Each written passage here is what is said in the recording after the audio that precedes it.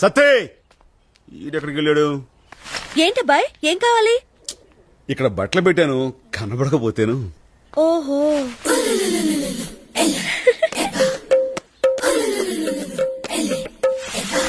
అమ్మాయి ఏంటబ్బాయ్? ఏంటి? ఒడియాలు. మంచం మీదే కావు, మన ఒంటి మీదే.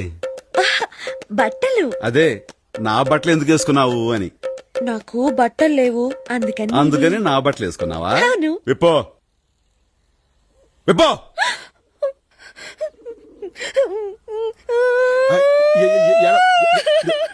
మామాయ్ నా ఉద్దేశం